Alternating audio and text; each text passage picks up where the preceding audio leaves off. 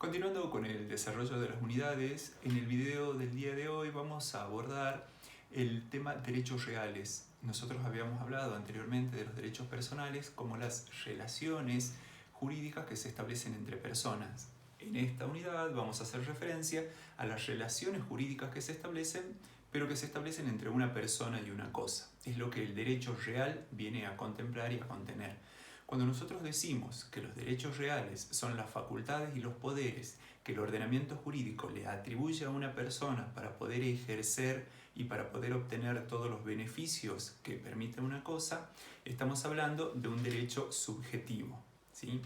El artículo 1882 del Código Civil y Comercial viene a definir a los derechos reales diciéndonos que los derechos reales son los poderes de estructura legal que permiten ejercer todas las facultades sobre una cosa y que esas facultades de manera autónoma también otorgan a su titular las facultades o los privilegios de persecución y preferencia. En ese artículo nosotros, así como encontramos la definición de los derechos reales, tenemos la posibilidad de determinar cuáles son los aspectos relevantes en esta materia. El primero, como que ya lo dijimos, esta relación que se establece entre una persona y una cosa. En la vida cotidiana y en el desenvolvimiento de los seres humanos y de las personas jurídicas existe la necesidad de utilizar de ciertas cosas para poder desarrollarse o para poder desempeñarse en su vida cotidiana. Nosotros tenemos que pensar acá cuando hablamos de cosas que estamos haciendo referencia a esa clasificación cuando hablábamos en patrimonio de cosas en general, considerándolas como bienes, a los bienes materiales que son cosas. Y ahí tenemos la posibilidad de hablar de cosas que son muebles y de cosas que son inmuebles, y dentro de las cosas muebles también tenemos la posibilidad de hacer referencia a las cosas que son registrables. Cuando nosotros consideramos esto, vamos a abrir un abanico bastante amplio con relación a cosas, pero siempre tenemos que tener presente que es una persona que se vincula con esa cosa, que se vincula en el sentido de facultad y de poder de ejercicio de dominio sobre esa cosa, ¿sí? Eso sería el derecho real. Cuando el artículo 1882 nos dice que este poder atribuido a una persona sobre una cosa es de estructura legal, lo que nos está diciendo el Código Civil y Comercial ahí es que para que existan derechos reales o los derechos reales existentes pueden ser creados, modificados, transferidos, extinguidos en base a la voluntad de las personas. Pero ¿cuál sería el límite ahí? Es que las personas no pueden constituir, no pueden crear nuevos derechos reales más que los enumerados y los contenidos en el Código Civil. Esto tradicionalmente tiene una definición clásica que es la de numerus clausus, cuando nosotros hacemos referencia al número cerrado, ¿sí? Una enunciación taxativa es lo que también se denomina en un código.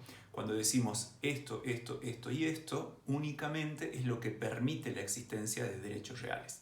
El Código Civil y Comercial, en la enumeración de los derechos reales, enuncia 14 derechos reales. ¿Qué significa con el numerus clausus o con el número cerrado?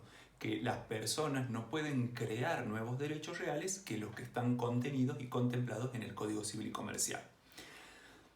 Hace referencia al dominio, al condominio, a la propiedad horizontal, al cementerio privado, al barrio, al tiempo compartido, hace referencia al usufructo, al uso, a la habitación, a la antícresis, a los que serían de garantía, a la antícresis, a la hipoteca y a la prenda. En estos 14, nosotros vamos a considerar, en estos 14 derechos reales, seguramente me olvidé de alguno, vamos a considerar una pequeña clasificación, pero esa clasificación tiene un fin didáctico principalmente. Cuando nosotros enunciamos a los primeros, estamos haciendo referencia, por ejemplo, al dominio, al condominio, a la propiedad horizontal, al tiempo compartido, al cementerio privado. A los que hacemos referencia con todos ellos, estamos haciendo referencia a que hay ahí un derecho real sobre cosa propia, ¿sí? El titular está ejerciendo ese derecho sobre una cosa propia. El resto, por ejemplo, cuando hablamos del usufructo, del uso de la habitación, de la superficie, estamos haciendo referencia a que el uso que hace la persona es sobre una cosa ajena. La titularidad le corresponde a otra persona. Y también podemos hacer referencia a una clasificación de principales y accesorios. Los 11 primeros serían principales porque es sobre la propia cosa donde la persona ejerce su derecho subjetivo.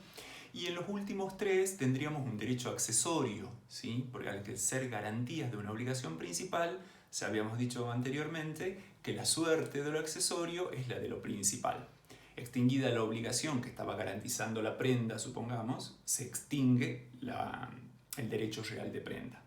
¿Se comprende? Entonces esa sería una clasificación como para que ustedes vayan viendo, como decía, una clasificación que es meramente didáctica para entenderla. El código no lo dice, pero sí para que ustedes puedan, cuando leen cada uno de los derechos reales, puedan decir este es sobre cosa propia, este es sobre cosa ajena, este es principal, este es accesorio, ¿sí? ¿Se comprende?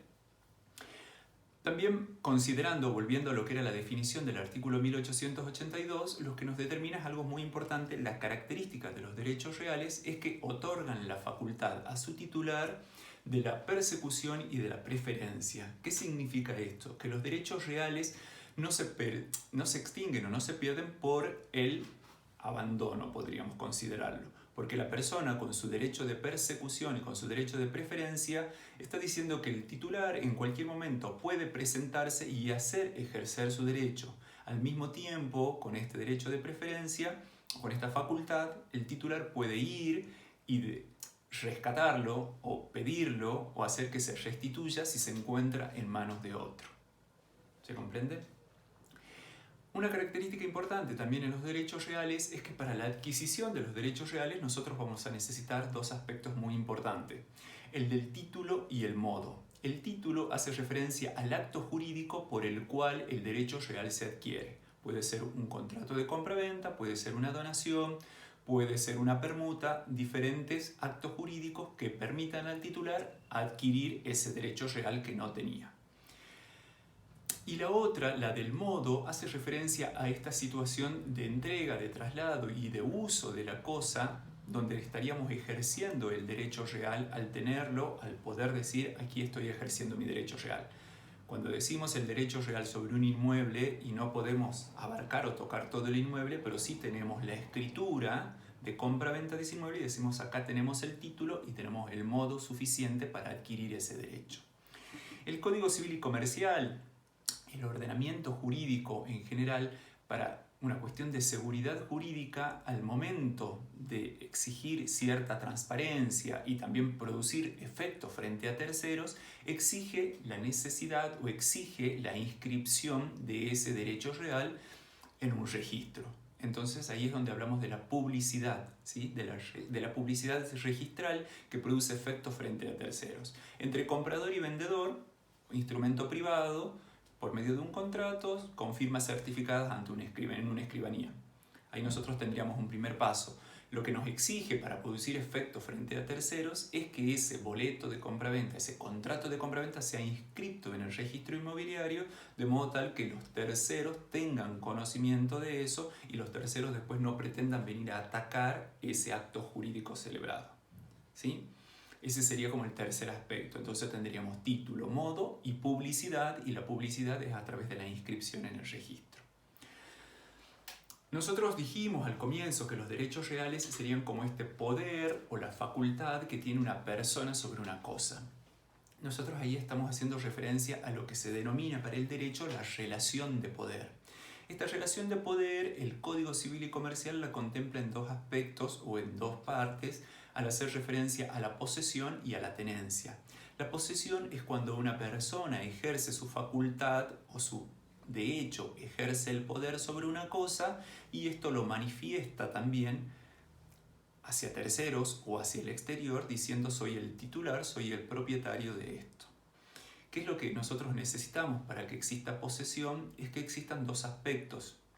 El del animus dominis, o sea, el ánimo de dueño, el decir yo soy dueño de esto, y tener la cosa también, ¿sí? El corpus, que es lo que denomina el derecho romano. Con esos 2 aspectos nosotros estaríamos hablando de una posesión. Ustedes lo pueden palpar o lo pueden ver ahora gráficamente donde se encuentren en este momento sosteniendo algo en su mano. Al decir este teléfono, este celular es mío, porque estoy ejerciendo posesión. ¿Cómo ejerzo posesión? Porque lo estoy manifestando, estoy demostrando con mi animus domini, decir yo soy dueño de esto, y tengo el corpus de la cosa, ¿sí? Tengo el celular. ¿Qué es lo que sucede en la otra relación de poder que nosotros podemos tener? Que es la de la tenencia. La tenencia es como una situación inferior, es una relación de poder inferior en el sentido de que quien está poseyendo o quien está teniendo la cosa en este momento, quien está la tenencia, está reconociendo en otra persona la titularidad, está reconociendo en otro la posesión.